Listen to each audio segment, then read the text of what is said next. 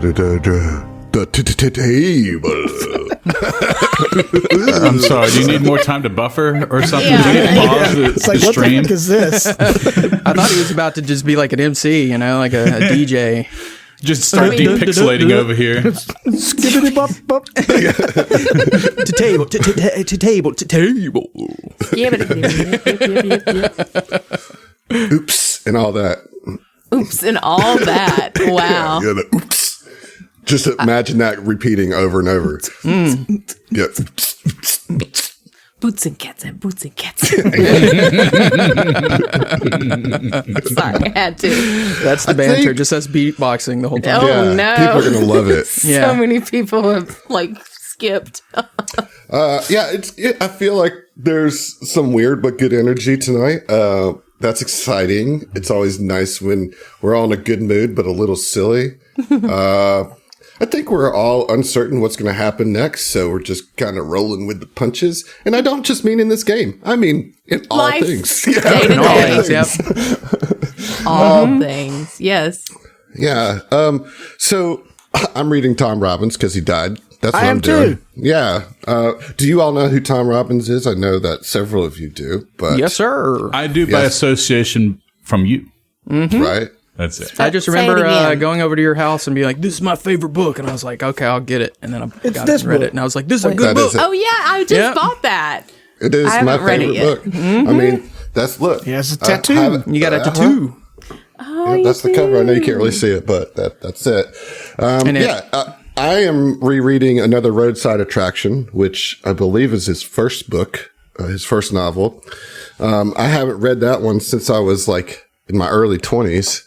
I've read Jitterbug Perfume at least 4 times, so I was like, I'll read one that I haven't read as much. And it's pretty interesting.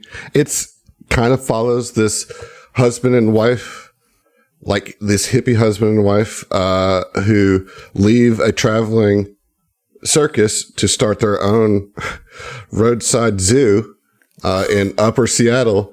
But, Lateral move. Oh, okay. Yeah. No, that's pretty lateral. Yeah, that Yeah. tracks first. but they don't want to have any caged animals. Okay. The wife is a vegetarian. They have a baboon, but the baboon is too smart to be in the zoo. It's like, he's like their friend. So they, Jeez. while they decide what to do about the zoo, they make a giant hot dog stand. And eventually the dead body of Jesus Christ gets involved in this. All right, nice. I totally You know- expected that to happen. Yeah.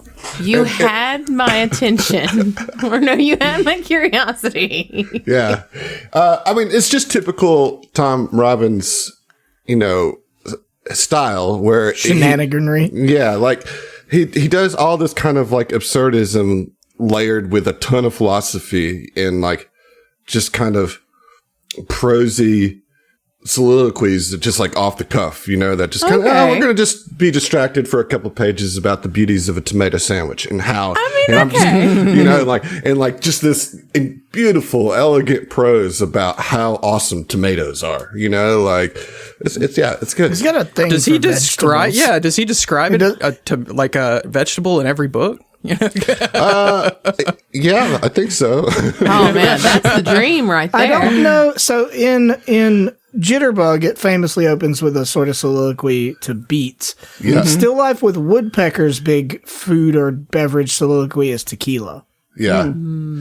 Yeah. The big things that he rambles on about are tequila in that one, the importance and beauty of redheads, and the dynamics of a cigarette pack. And A camel. the Egyptian pyramids. Yeah. Specifically the old Camel cigarette packs that had the pyramids and a regular camel on it. Yeah. He's an interesting fella. I'm sold now. I think that's going to move up on my to read list. Yeah, I've been doing a reading list, as I've mentioned. I'm up to 7 on nice. my that I've read this year. I just finished Are you padding that with some Dr. Seuss books? my boy. I do that every My day. boy. That's right. I teach 3rd and 4th grade. No, I just finished Tress of the Emerald Sea, one of the Brandon Nice. Sanderson Kickstarter books and thoroughly enjoyed it. He took a so good. more lighthearted comedic tone, a la, Hitchhiker's Guide, more that style. And I think it really suited him well. And it was one of the more enjoyable. I've read many of his books, but that one just felt more natural to me and I really enjoyed it. And it was really cool because I've been pestering my sister, who she loves to read, but our tastes are not the same. But I was like, this is a bridge, right? Like, if I can get her onto some Sanderson, like, I enjoy his stuff. I think she will enjoy them as well. And there's something we can read together, sort of book club-ish style. So I got her to do it. And she read it in a day and a half. And I was like, Nice. I've been trying for 2 years. And then you do it and you're like, all right, I got this. Like, When what you was find the the right holdup? one. When you find the right one. So I was pleased with that and I thoroughly enjoyed it. But I've realized about myself, I need to have separate projects for, like, I need to be reading something on Audible separately from something physical, right? So those are two distinct times. Because I have a lot of commute time and stuff like that. So I use that. I do a lot of Brandon Sanderson's, like, my go-to Audible because, like, I like his stuff, but I don't feel like I need to dissect every word of every sentence. Like, I'm probably not going to miss that much. And I'm pretty good about, if I feel like I missed something, I just hit that rewind button 3 or 4 times. So I finished that one on Audible. I'm reading Jitterbug Perfume physically. And then I had, before I recently canceled my Audible because my library is just so big and I need to save money. But prior to doing that, I had went and I was like, I need to get all of the Dark Tower books on Audible because rereads are the other Audible thing, like doing long series that I can reread that I'm not like discovering the plot for the first time. I'm going through stuff and like picking up details. Yeah. So I'm halfway through the Gunslinger again and I'm going to do a full Dark Tower reread. So I'm knocking out 2 at a time, Nice. And in that way, padding my stats, So Emily, you said you just added Jitterbug Perfume to your stack. I think a while ago you were asking for like must read books. Yeah. You got a bunch of books. I know a bunch of people. Have you started on that list? Not on that list. I have been. Listen, we've been going through a lot these first few months of the year, so all of my reading has been kind of self-help related. Yeah. So we're getting there. We're getting there. Okay. You should take a page out of Heath's book and have 2 separate avenues. You have your entertainment reading and your self-help reading. So I like that, and I will, and I kind of you need a 45-minute commute for that to work. Is the that thing. helps. That does help. But no, it is baby steps. It's baby steps. All right. John, do you read? So right now I don't. Reads Berserk, my boy. Well, that's part of my entertainment reading. But what's it called? As far as outside of entertainment reading, I am in between books. Okay. That's a real clever way of saying that. I'm in between books. It's been a while 15 years. So I like Audible. I love Audible, so I like to listen to. So what are you listening to? Like, let me just go ahead and say that I want to erase the distinction between listening to books and reading books. Like when I say, "What are you consuming reading?" stories. Sure, what are you reading? If you're listening to it, that counts. So okay, I've got Atomic Habits right now. Nice. That I am still going through. 1% better each day, right? Yeah. Yes, absolutely. Other than that, I've been thinking about. Well, after that, I've been thinking about reading. Well, no. Like the one that I've been have my eye on is the latest Brandon Sanderson book. What is it called? Wind and Truth. Mm-hmm. Yeah. So I'm gonna be reading that one whenever I get to it. I like that. I'm being honest here. I love the pause. The pause was what made it for me. I know, Whenever like, get to it. Dustin, I know you used to read a lot, but you also now have 2 little imps running around your building and yourself at all times. Do you have time to read? Tiny little imps. Yeah. Mostly Audible. Yep. My boy does a bunch of lit RPG Oh yeah, yeah. yeah. I just finished the third installment of a lit RPG, and I told myself after this one I would transition into Wind and Truth. So that's what I'm going to do next. But I need to watch that 3-hour recap of I'm the same way. last 4 books. Which I mean, I can sit at work and just like and do that. You know, it's broken up into sections, so don't feel like you have to like sit down and watch all 3 hours at once. Sit your ass down and watch all 3 hours. You could also do that. I mean, I'd probably not even watch it. I would just put it in my ear as like I'm cleaning the house or. I mean, there's some good dishes. graphics that are like added to it. You know, I thought I was going to do the same, but then I was like, oh, that's a pretty drawing. Ooh, that's a pretty drawing. Oh, I haven't seen that artwork yet. Piece of cake. I love how many people like know that bit. Ooh, piece of cake. I love how much James Woods doesn't like it. I feel like he doesn't like most things, so whatever. Yeah, I think That's his kinda like general his thing. vibe, yeah. That's his thing. I recently watched is it Cosmos? The Carl Sagan movie that they made. Not the show that's a documentary.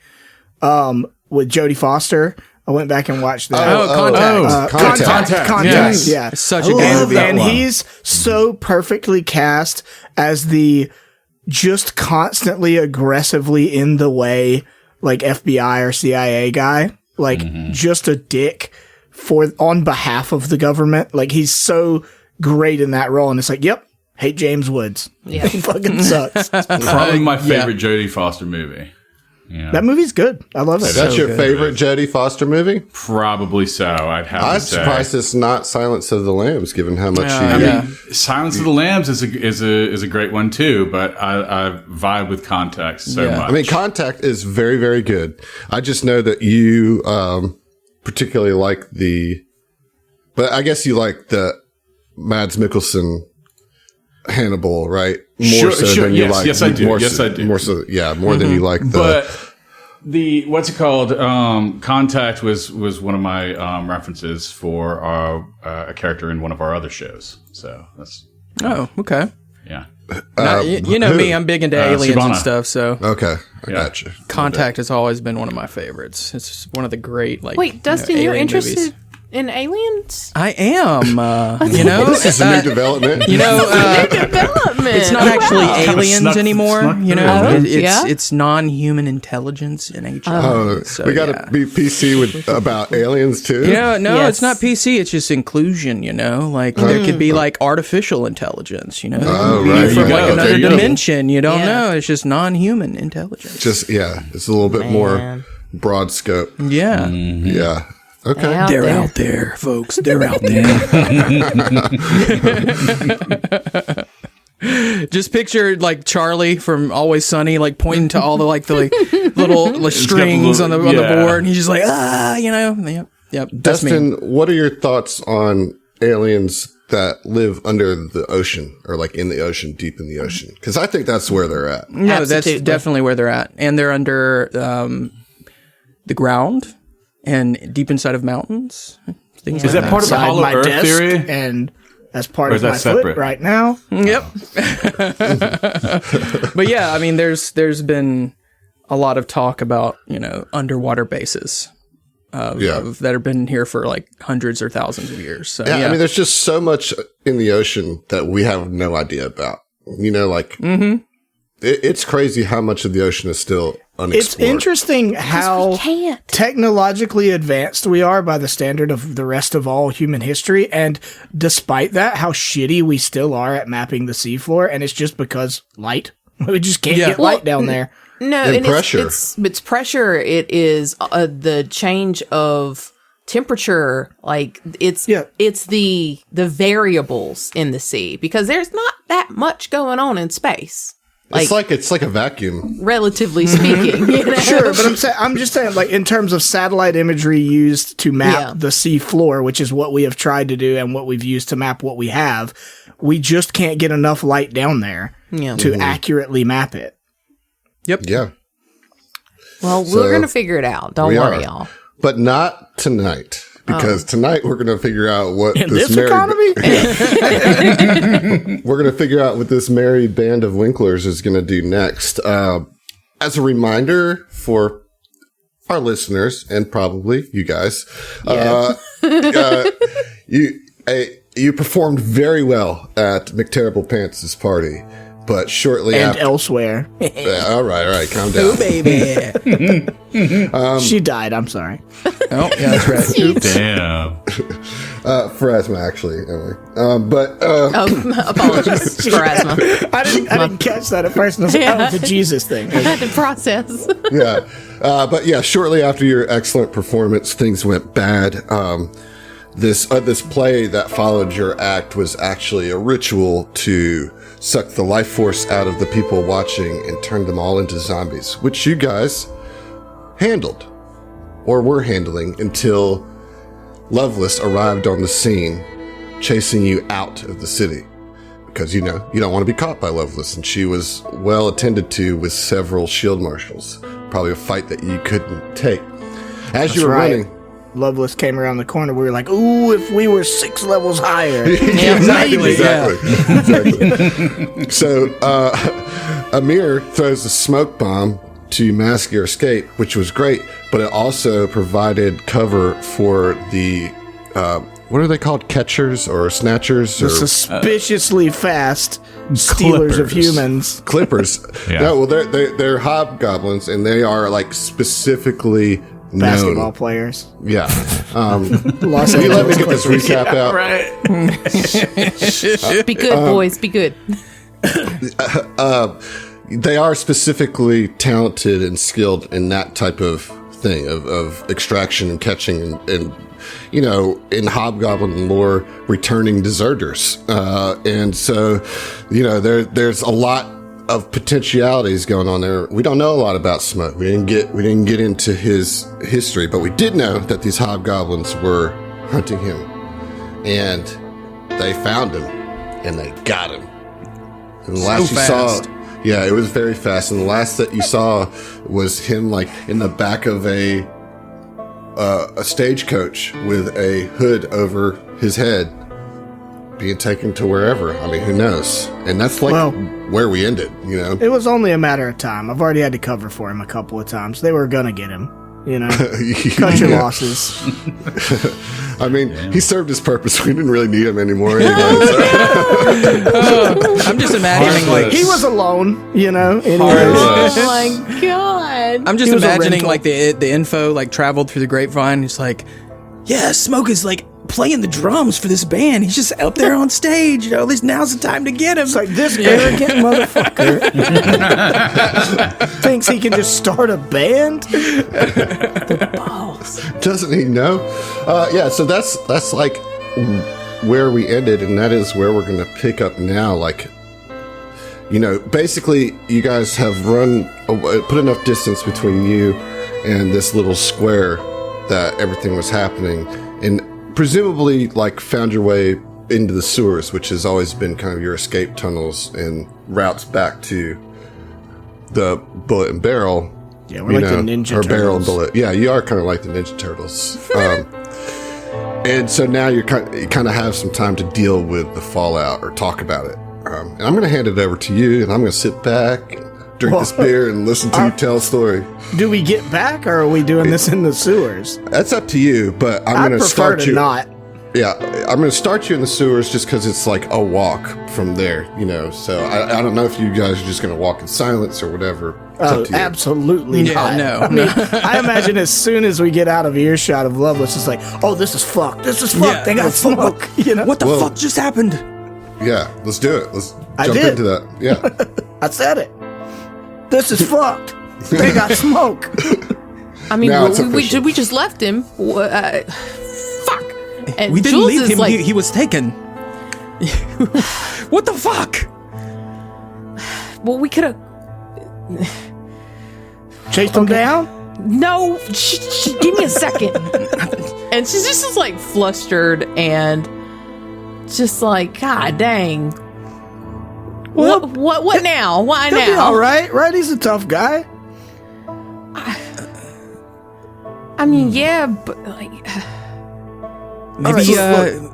we can gather some information once we get back to the bulletin Right. barrel. Like, Good thinking. Let one step at a time. We're still hearts beating through my chest right now, but let's get back, get out of the stinky fucking sewer. I hate having to always go to the sewers to get places. I'm not a Ninja Turtle.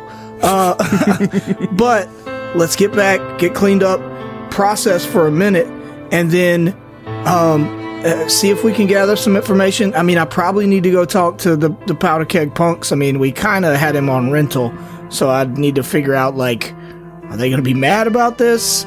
Or maybe they know more about his past than these Clippers, whatever, basketball playing hobgoblins. Jesus. Yeah. It's just another Pharasma.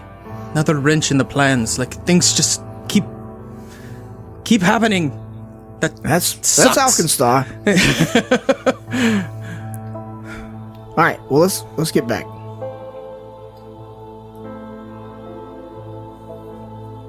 Are you hungry, Pookie? This is the place for your meals, the shit sewer. Do you want to get French fries, Pookie?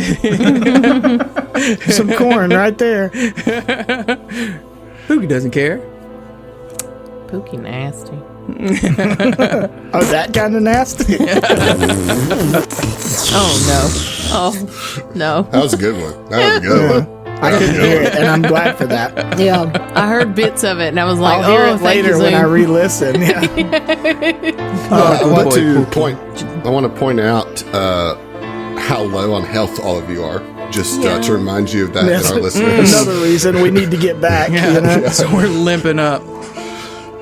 All right, well, let's put you back in Barrel and Bullet in the little secret room that you guys come up in. Into the. I just imagine if this was a consistently coming out of the sewers thing, like the place you come out would just be a shower. You know, like just go ahead and wash yourself off. Yeah, that would make sense. Yeah, there's Yeah. like a little like beach shower right at the base of the stairs. You know, you gotta rinse off before you can come in. I like it. It's canon. Yep. Perfect. Okay, we're back. We're clean. What the fuck? Is Phoebe here? Not at the moment. Okay. Well, when she gets back, she's kind of our go-to, not only in terms of dealing with the higher-ups that we have contact with, but if anybody can pull some strings and find out some fast info, it'd be Phoebe. Other than that, I mean, like I said, I think we need to talk to the PKPs. If you want, like, I can just kind of try to meet with them and talk with Glaz, or we can all go. That's one avenue. But right now, I'm just kind of in the crowdsourcing phase. Like, what are all the things we can do? You know, let's figure out any plans we can come up with, and then figure out what order we want to do them in. I agree. And I assume time is of the essence. Smoke was taken. I do not know if they will keep him in the city. So gathering could be this down information is... multiple fingernails right now. Yeah. That is not a very nice thought to have. I mean, they're called the Clippers. Oh, Jesus, you're right. They clip the nails. All right. Horrible. They're manicurists. But before you go out, let's just sit down and let me take a look at you, and we can come up with a plan while I tend to your wounds. You too, Jules. Yeah. And Jules is like freaking out a little bit because, like, this is the second, like, she feels bad at keeping a gang together, you know? Like, Jesus, what's going on? Yeah, I mean, like, we also have other things that we gotta, like you just said, like, it's one thing after another, one wrench after another, but, I know on our brain pressing right now is Smoke. I mean, you know, he was kind of in a weird limbo, but, like, he had done good work with us, and we were kind of trying to get to know him better. I was trying to look out for him because I'd run into the Clippers and try to run interference one time already. But also, there was a friggin', like, zombie outbreak. Jesus. Like, we haven't even dealt with that.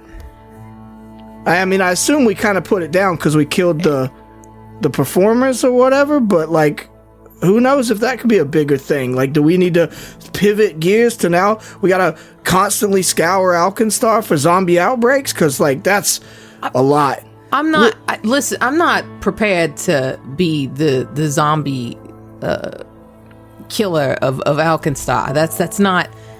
I'm not. We're not doing that. I will jot that down for a concept album. Let's later, let the shield marshals handle that. I'm sure that will take a lot of their time. But there was a zombie outbreak in Alkenstar City, so this is a very big deal. Like, this wasn't in the Mana Waste. This was like in the heart of the entertainment district.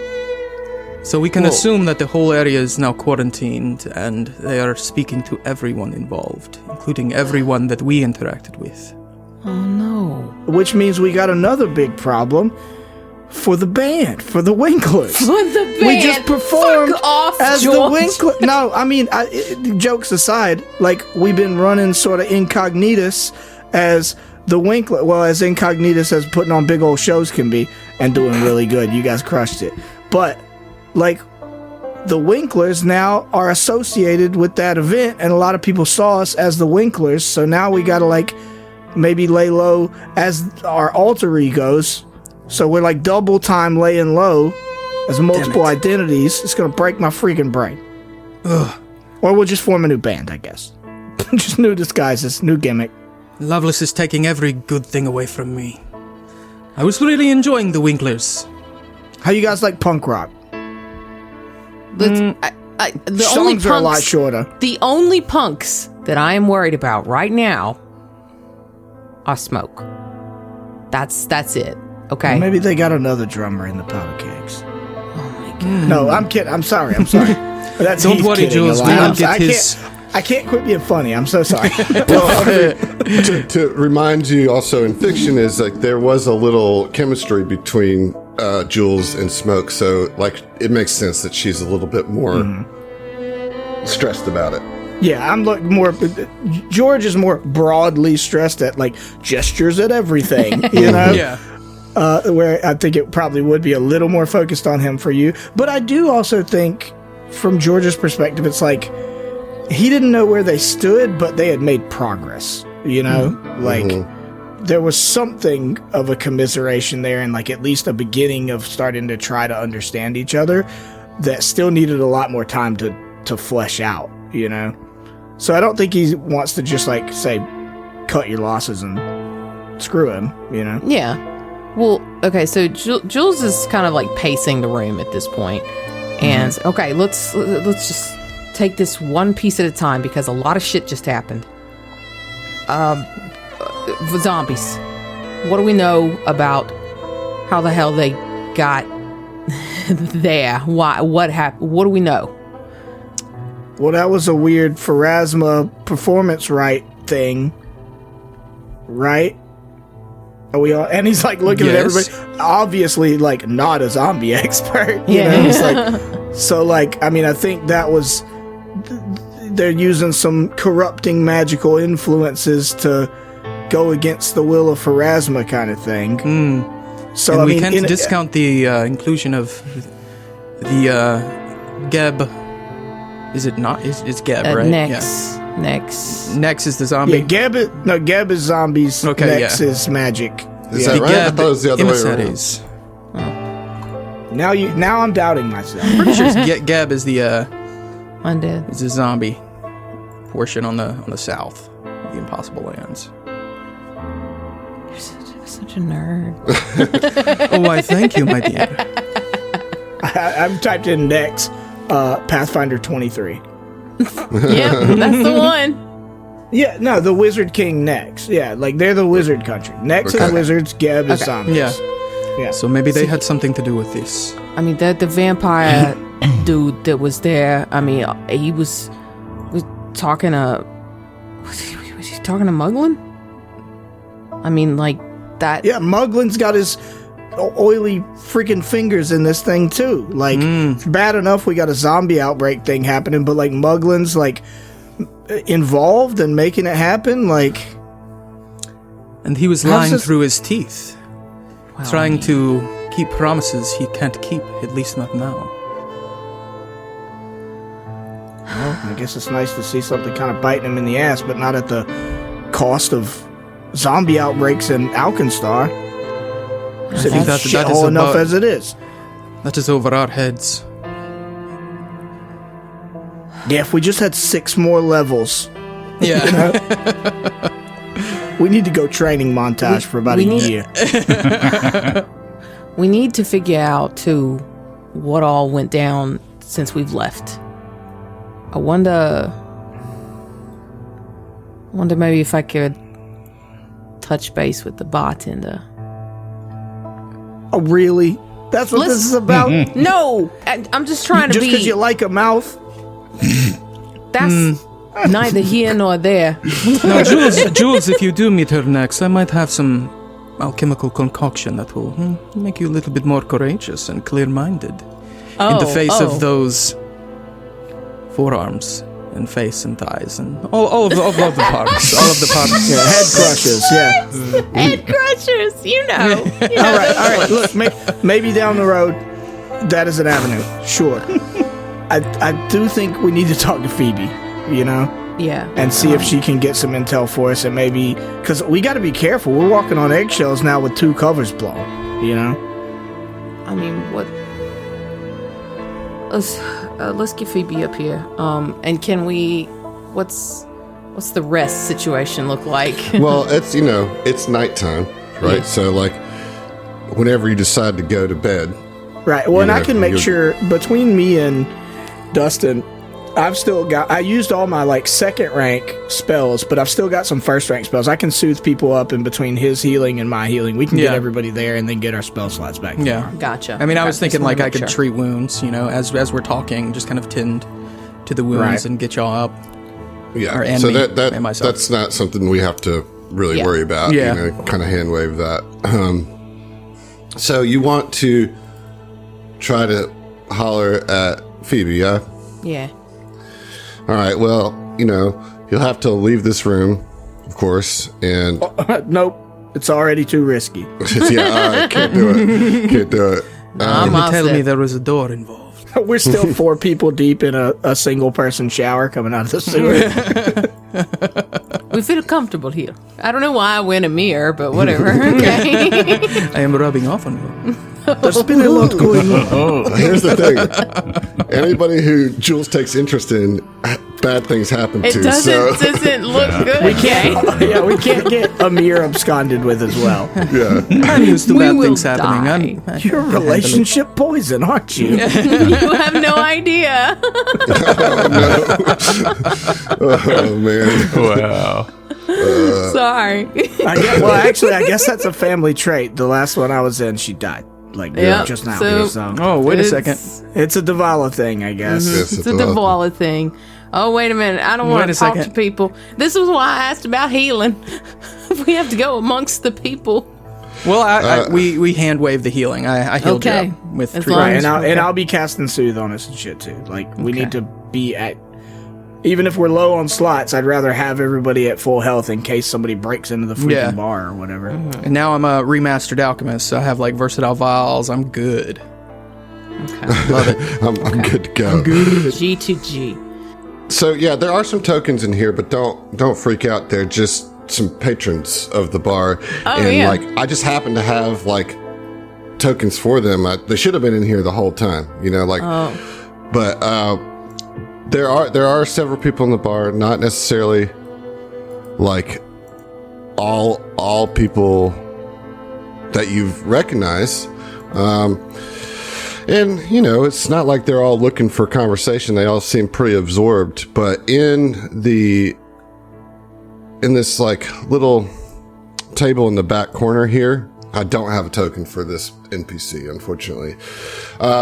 You see a cloaked figure kind of just like hunched over in there and just kind of like slowly drinking, kind of keeping them to themselves. And you also notice that they have like a spread of hero cards out on the table. Whoever this person is like collecting the cards and bringing them, like putting them back in a box. You know what I mean? Like she's finishing up something.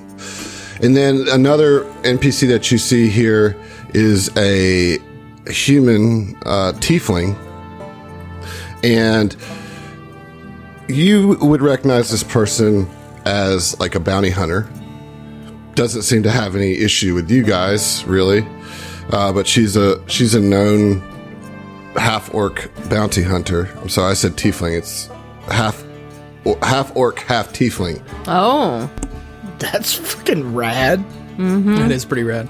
You do know that on the nights that she's here, the bar tends to wager whether she'll get drink enough to sing her favorite ballads, because most of the time she's very stern, commands respect, doesn't suffer fools, but she has like a history of getting a little tipsy and like starting to listen up and sing. Yeah. In the video game of this playthrough for George, his little menu says quest unlocked.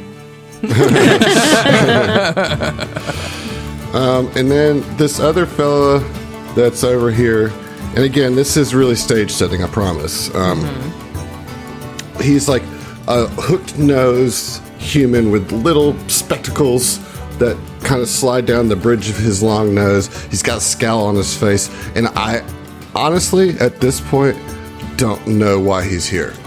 I don't remember putting this token here at all. Okay, He's just drinking. That eliminates my need for the next question, because I figured he was important. I was going to be like, okay, because this is Pathfinder, I need to ask, is it hook-nosed like a description of the shape of his nose, or does he have a literal fucking hook Shit. for a nose? In Alkenstar, it could happen. This is the bank teller that was disgruntled early on. Remember that you like talked to Oh, and that I tried to get chatted the keys? Yeah, you tried to flirt with and didn't. That's who this is. Byron. Is his name. Okay. Yeah, my heart wasn't in it, is the thing. Yeah, Mine well, wasn't in it. that face doesn't really command a lot of. That dude looks like he's straight out of like. He's a side character in Wallace and Gromit, you know? Yeah. And she's hot as fuck. Yep. Yeah, that's the word. Shit. Look at that You know gun. her as Wasim Davril. Duvala, you say? No. And then there's, of course, Nickel Burnwater, who I think we have talked about, who's responsible for a lot of the crazy concoctions that are in this bar. Nickel back lover. Nickel back lover.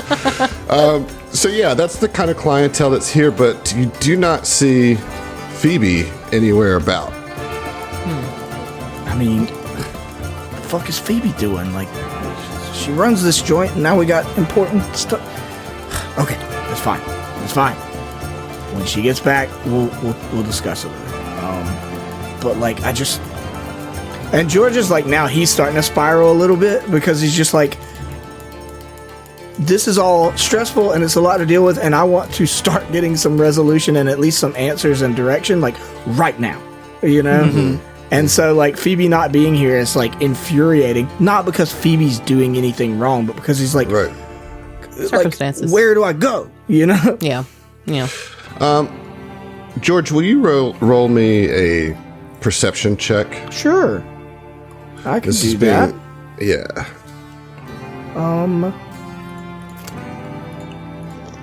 Okay. I never get used to where perception is. Okay. Perception check. 19 total? That's fine. I'd like to remind you that perception checks are typically done Oh, secret. secret. Okay. Yeah, no, it's no big deal though. In this case, so Playing a lot of Starfinder. yeah, so I'm just gonna hold that number in my head. What are you guys doing right now? If Freaking Phoebe's out. not down here and we can't do anything, okay? We could charge off into the night, but that's not going to be helpful. So Jules is going to Phoebe's not here. I'm going to get a drink. Yeah. And it's just going to go to the bar. I agree with that, in that for George, it's like his second option, if Phoebe's not here, is like he is so tempted to just like scoot, like get a taxi or something and go to the PKP base right now and go talk to him. Yeah. And he's like, Yeah. okay, that's probably a rash decision before we gather any more intel. So I think he sees you at a similar impasse and like, okay, like buy myself some think time if nothing else, and like sees you go sidle up to get a drink, and then looks and like, yep, and follows you over there. It's like, let's huddle up. Let's get a drink. We got to clear our heads and at least kind of take a step back. Yeah. And Amir is going to sit right beside y'all, but you can tell that he's like, struggling because he recently quit drinking. So he's just going to be like, oh, I feel bad about that. No, enjoy yourself. This is a personal decision. My drinking is getting me into trouble, so it is stopping, at least for now. But I'm at an impasse. I don't know what to do right now. And I mean, if you can possibly be safe on your trip to the punks, like finding information as soon as possible would be very helpful, but there is the risk of going tonight. And there's also the risk of sleeping and waking up in the morning and the smoke is long gone, so... Or a zombie attack, there's some of them got out and now we're waking up fighting them, and that's where I'm at, is like, there's so many unknowns that seem time sensitive, like we're right now sitting here, we're letting smoke get further away. If there's more zombie stuff, we're letting it grow right this second. And he like takes his giant mug of ale and just like downs half of it, it's just seriously like trying to like force calm himself. Well, that perception check, as you sit down and you're kind of going through this and you're feeling this anxiety of like being unable to do something but needing to do anything, you just feel this like sense of, I don't want to say foreboding, but like unease radiating from that back corner table. Like it's calling to you, but not necessarily in a, everything's going to be fine kind of way. But as you like feel that feeling of anxiety about what the future holds for you and what the past was and what you can do, anytime that you're engaging with that emotion, you're just like instinctively attention is pulled back to that corner. And that's to the person with the hero cards, or Wallace and Gromit Hooknose, or no, the person with the hero cards. Okay. Well, I guess like we kind of, I don't know, I don't want to speak for anybody else, but we're all sort of panicking in the same way, but like not coming up with any answers until we can get to Phoebe. And so like I ended his talking with, he's just like gonna down his whole freaking mug, order another one, and then we're all kind of just like sitting there stewing on it. And he's like, all right, I gotta freaking get up.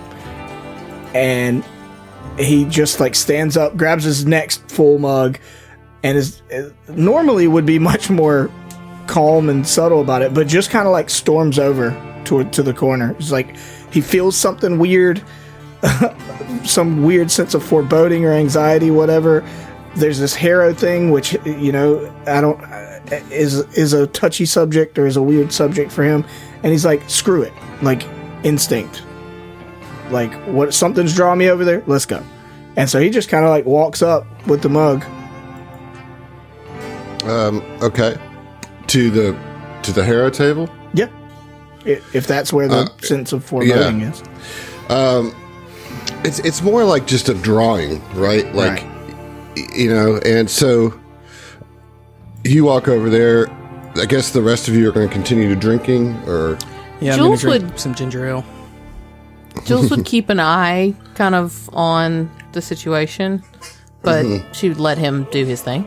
Yeah. So you approach, and this person just kind of looks up at you, and you notice that there's like a mask covering like from nose down around the chin, so you can really only see eyes under this hood, and the rest of their face is obscured. Right. I think going on instinct, just going up there, he just very blunt and directly, like as she like looks up at him, it's just like, hey, look, normally I wouldn't do this. I would be a little more subtle, I guess, but I don't. So it feels like something weird is going on. I'm dealing with a lot, and I don't know how to say this any other way than something palpable and urgent and right now is just drawing me to you. And I promise that's not like a pickup line or anything. So this person looks up at you, and when you look at their eyes, you notice that they have like vertical pupils and a little bit of scaling on the like kind of upper cheekbone right under the eyes. Oh. And they say, "Oh, you are the one that I've been expecting. I did not know who it would be to come, but please sit." His demeanor in that instant changes noticeably and immediately. Like, she looks up at him as he's delivering his spiel or whatever. He finishes it, and he notices the scales and stuff, and his first thought is like, Osaze. He's like, for a half a second, he's just like, it's Osaze. You know, that's irrational, right? But like, something inside of him, you know, responds to that, and it just shuts him up. You know, and it's just like stunned. When they spoke, you got the distinct clarity that this is a female. Sure. And she ushered you to sit, and when you sit, you notice that there is a locket hanging around her neck. Yeah, he has to gather himself a little bit and blinks hard a couple of times, and there's like, yeah, and like looks at the locket and then it makes an effort to like not look away from it, you know, and then you know, kind of slides the seat and sits down. Says, again, I'm sorry about all this. You said you were waiting? No. Yes, I did not know who it was going to be, but I in my own readings, I was drawn here, and I knew that somebody would need my expertise, and I believe it must be you. Expertise in what exactly? And she, like, lays out the Harrow deck, kind of spreads it on the table. In fortune? Oh, you were waiting on me to gamble? No. Maybe you're not the one that I was thinking. Sorry, most of my Harrow experience, I do find the Harrow fascinating, but mostly I've interacted with it throughout. I don't know if you've ever played Alkenstar Harrow. It's kind of like poker. No, I can say that I have. My life has been challenging, and I have not had time for such frivolities as gambling, but it sounds fun, I'm sure. Okay. Well, I mean, I could teach you. Yes, but not now. This is... Do you mind if I give you a reading? And he's like a little perplexed by that, but is also so at his wit's end and so scared and just in need of action of some kind, like something to do that maybe could give guidance or give constructive feedback. And it's just like, you know what? Yeah, sure. Then sit, open your heart and your mind, and let us begin. And we're going to attempt to do an actual Harrow reading. I have the Harrow deck. Bear with me as we try to do this. This is the first time I've tried to do it, and we're going to see how it goes. That is not the person in front of you, but it's you know, it's nonetheless something interesting it's the to vibe, look at. Yeah. Okay, so honestly, that kind of looks like Morgan. Okay. Yeah, a little. So the first part of this is called the choosing.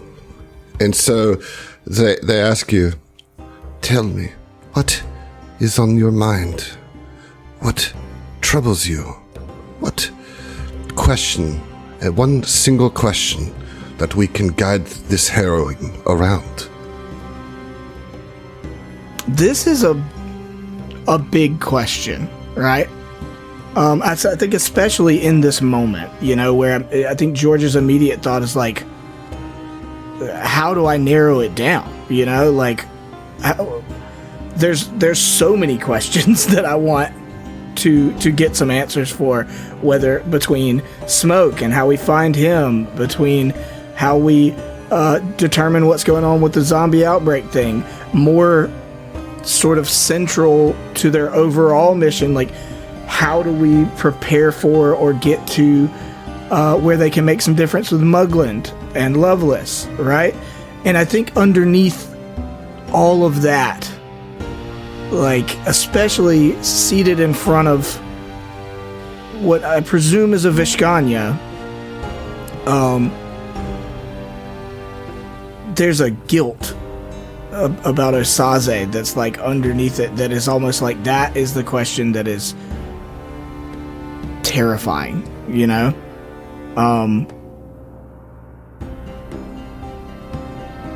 So he sits there and thinks for a minute.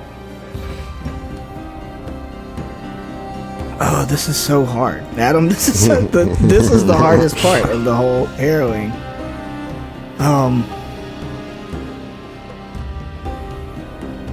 How do I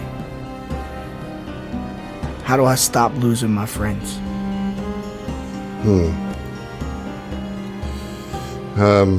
Okay. So, wow. I know, right? She says, how do you stop losing your friends? This could come from many of the suits in the Herald deck. I feel that perhaps the most suitable suit is either shields that represents health, home, and pain, books that represents money, secrets, and stories, or crowns, which represents family, love, and politics. Do you feel drawn to one of these three suits? They're all pretty appropriate, going through what all's been going on for the last little while. Do not think too hard. Speak from your gut and your intuition. Which of these reaches out to you? And I think normally this would not feel like a momentous decision, but something about the oddness of this and the personal nature of the question, and that this is George sort of admitting something to himself, and it's very self-focused. He looks down, he takes another sip of his mug, kind of looks down at the table and looks back up and says, crowns. Crowns it is. This is cool as fuck. Well, we'll see what happens. So I'm just going to draw a random one here for the crowns. And what this is your initial choosing, right? And let's just begin the reading. Let's see how this goes. All right, pick one of the cards. So there are 9 cards here. This card that you choose will have a particular message for you about your current place in this world in the relation to the question at hand. Choose carefully and wisely. George in fiction is going to do that. Heath, as a person who loves rolling dice, is going to roll the dice to determine which of these cards I pick. So I'm going to roll. Our listeners, there are 9 cards spread out in rows of 3. So, yeah, I'm going to roll a d10. There's 9 cards, so on a 10, I'll just reroll. 6. So that would be middle row, right side. Yeah. All right. As the card turns, you see a dragon, a blue dragon. It is got its claws what looks around an egg, and it's like breaking the egg, and there's blood coming from the egg, and the card is the dragon is like screeching upwards into the air. She says, you have chosen the tyrant. It indicates a ruler whose blight is upon those ruled, or someone whose control is toxic to those they should be caring for. The dragon might indicate a monarch, an overseer, or a head of household. Whoever this person is, they do harm to those over whom they hold sway, whether they realize it or not. For you, why do you keep losing friends? Perhaps there is a force that presses its power over you and your friends.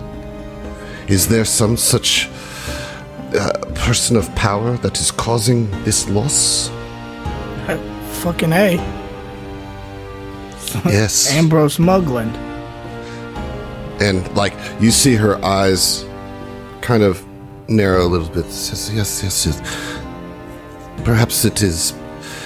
Although typically the tyrant is usually about somebody in government or an overseer, but Mugland could be this, yes. Oh, he's not the political figurehead, but he's pulling the strings, him and his crony Loveless. She says, Loveless? Yeah. Angelique Loveless? And she says it with venom in her delivery. Yeah, that bitch. That bitch indeed. And well, I'm sorry, I don't mean to Go interrupt you, ahead. but I just want to offer some insight, because I've never done this, and this is very exciting. I think George, not saying this, but thinking this, like, as soon as the tyrant turns over, and she kind of goes down that path that leads to Muglin, that is such a relief, because I think the guilt, especially over Asaze, that he really hasn't expressed much and has been hiding and has really just come out sort of in his dreams. His immediate thought with the tyrant, and that being the first card he flipped over, was, is it me? Like, am I the problem? Because he's in a leadership role, you know, and like, am I getting these people killed? Is it my fault, you know? Yeah, so hopefully that card alleviates some of that a little bit, you know. The way the spread, so she says, we move on to the spread. And the way the spread works is it's another 9 cards. And on the top, like, imagine this as a grid, and the 3 columns go from lawful to neutral to chaotic. And then the 3 rows represent good, neutral, and evil. So that way, the way that works is lawful good is positive past, neutral good is positive present, chaotic is positive future. Neutral is unclear past, unclear present, unclear future, and then evil's negative Right. across so the board. Chaos is the future, neutral is the present, lawful is the past. All right. Yes. And then good, neutral, and evil is positive, unclear, and negative. Each card has a alignment associated with it. And so depending on where they appear in the row, it can kind of change some of these meetings. So here we go. We're going to start with the positive past. And so she turns over the top left card and reveals the Mountain Man. And the Mountain Man is a chaotic neutral card. So this is misaligned, as they say. Right. So there's implications for if there's a true match, that implies something. If there's a direct opposite and they're inverted, that implies something, and there's misalignment. As it's neutral, we're not too worried about the alignment. Okay. So the Mountain Man on this card, you see a big burly man with an axe over his shoulder standing in front of a cottage. He's wearing furs and like some leather pants, and he's standing over a slayed dragon. She says, the Mountain Man signifies an encounter with a physical power outside of one's control. The Mountain Man could personify an authority, an army, an earthquake, or even a desperately needed rainstorm in a parched land. Acceding to the force might be wise, but surviving it is paramount. So, as that this is somewhat misaligned, she says, I see that something, perhaps it is Mugland, as you have said, has caused a disruption in your life. Yeah. You could say that. Yes, and as this is in the positive past, is there any figures in your past that were mentor to you, that was disrupted in a chaotic and quick fashion? You could, I don't know, does, a brutal and heartless murder of that mentor count? Because if so, then yeah. It could. One thing about the Harrow is that all of it is up for interpretation, and so much of it comes from you and your experiences. But this sounds like it could be an exact fit for this mountain man. Now, the important thing to remember about this is that you must survive the challenge that is presented you.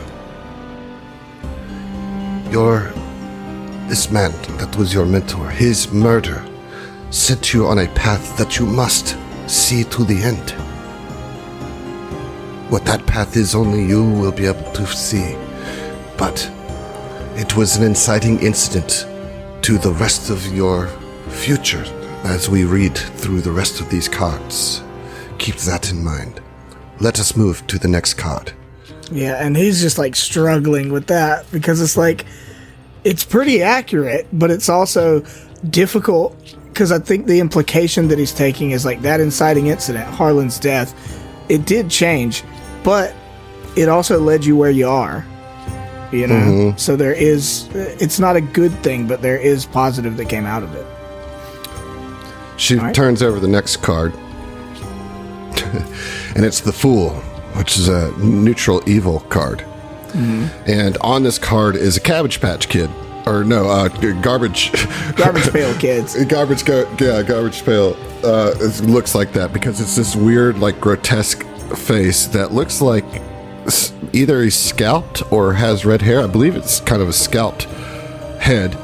But he's smiling with a bunch of empty teeth, and he's bound by ropes with his hands behind his back, and he's kneeling on the ground in patchwork pants, smiling as a sun beats through some clouds overhead.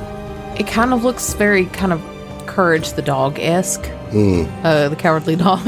I could see that shit on that show. Yeah, for real. Well, she goes, the Fool is a card of grave foolishness and greed. It can mean bribery, blackmail, or naivety so grand it can see no evil. The situation the Fool finds themselves in represents the knowledge that loss of dignity can precede loss of life. Because this is an evil card in the good row, it might indicate a feigning of ignorance to disguise one's gifts. Is there anybody in your past that pretended to be less intelligent than they are? To hide their true nature? Is there somebody... Could that have been you? And he, like, literally chuckles a little bit. It's like, yeah. Yeah, I mean... it's... the bard is the act, right? That is true. So, it is you that is the Fool? And please do not be insulted, as you must understand this is a misaligned card. So it represents something almost opposite to the Fool. And if it is you that are the Fool, perhaps you are succeeding in your ploy to seem less powerful than you are. I mean, I definitely... And he's like kind of, you know, nervous to reveal too much being what his past is. But he's like, I will just say that was definitely prior to said inciting incident. I was sort of living a double life. Ah, yes. This ties back to the Mountain Man, yes? Yeah. I see it. I see it in the cards. Nice. Heath is holding up an actual physical copy of the Tyrant. So, yes, she says, yes, I see. So your past is very much tied in to this duplicitous nature. Yes? Yeah, for sure. I mean, that was kind of my And job. what is this? And how do you feel about this job and duplicitous nature now? Because this is the present that we are looking at here. You continue it, yes, but maybe in a different way. Yeah, and he's starting to like this is we're only 3 cards in, and he's having to really self-reflect a lot. And he's like, I guess in the present, I am grateful for the skills that I gained, and I'm proud of my capability in the past, but that job, that double life, ended up bringing me a lot of guilt because it got people I cared about killed. I see. Let us look at what this path leads for you in the future, yes? Yeah, let's do it. And he's like trying to, get it together. So, we turn over the final card of the good row, and we get the Forge. The Forge is a lawful neutral. This is a strong match, I believe. No, this is not a strong match at all. Just kidding. You know what this? I actually am. This is a new skill that I've picked up in the last couple of weeks. Gotcha.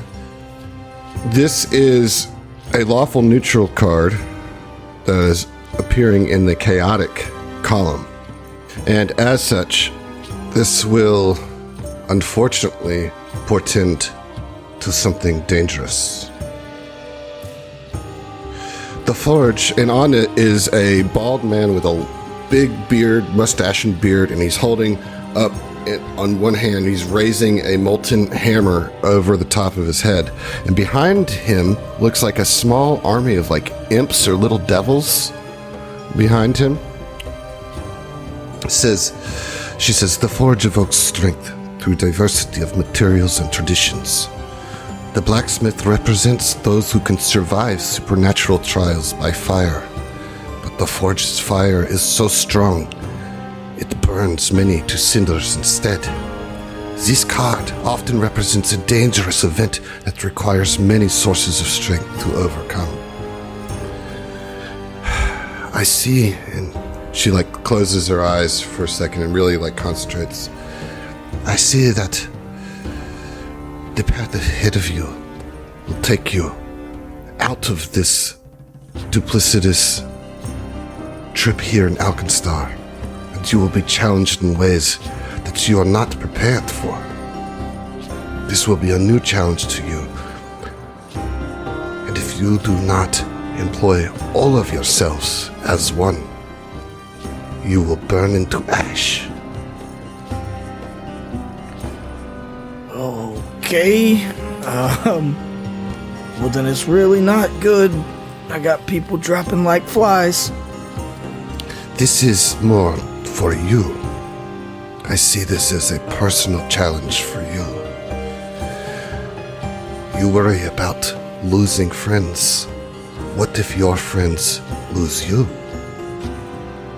That is the deepest thing I've ever heard in my life. Yes, it is unfortunate that you drew a misaligned card in the positive future, and I am sorry that I could not give you good news. But this is strong. This is a strong warning that you must take seriously. Be careful and be strong, and rely on all of your friends. He's sort of enraptured at this point, I don't know if I believe this or not, but goddamn, you're doing your job well, you're definitely hooking me. And so with that news, he kind of looks eyes at her, and he's generally a jokey, sort of jovial sort, right? And he's dead serious, and he's like, all right, yeah. Now we must move forward into the fog of the past, the present, and the future. The things that hide obscured behind the clouds.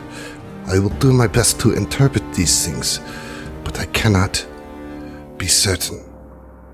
We will start with the past. And she turns over the fourth card and reveals the snake bite. That fucking physically hurts. Oh shit! Wow. Damn. This is rigged. You It rigged actually this. isn't. It actually isn't. Isn't that crazy? It's wild. So, and for our listeners, if you remember, the snake bite card was what was associated with Asaze when George had his dream. I can't believe that came out there. It's amazing. And so the snake bite is chaotic evil. And so as this appeared in the lawful column, it's misaligned once again. On the card, there is like a side view of a robed person walking with a large, like, bottle of green liquid. You can't see the head because it's like cut out of frame, and they seem to be like sneaking towards something. She says the snake bite is a vile, poisoned weapon. Poison takes many forms, not all of them physical. The snake bite represents the death of ideas and freedom, as well as the ability to turn friends against each other or poison the minds of the virtuous. But misaligned, this can mean a mental leap, a new friendship or discovery. But as is in the past, I must read this as a friendship lost to poison. Is this something that rings for you? It is unclear to me. George feels very uncomfortable looking at this Vishkanya, and because his immediate thought, he's like, Osaze. She says, what did you just say? I said, Osaze. Osaze. Yeah, you got- Vishkanya. yeah. She pulls down her mask, and it is Natasha, although you wouldn't recognize her. Yeah, I don't know who that is. And she says, I'm sorry, is this... I have to stop this reading. What? What happened to him? And she looks flustered. Shit. Who are you? How do you know? How do you know him? Is he okay? Did you betray him? Is he one of your friends that you lost? Who are you? Speak. And we'll see ya. Wow. Baby. Oh, my bones and heart. Painful and amazing. All my muscles are clenched. Thanks for listening to the STF Network. If you want to hear more from us, check out our other Starfinder and Pathfinder shows at thestfnetwork.com. That's thestfnetwork.com. And support us on Patreon to listen to our bonus podcast, including our homebrew adventures and Tom Talks, our behind-the-scenes show. Stay groovy, possums.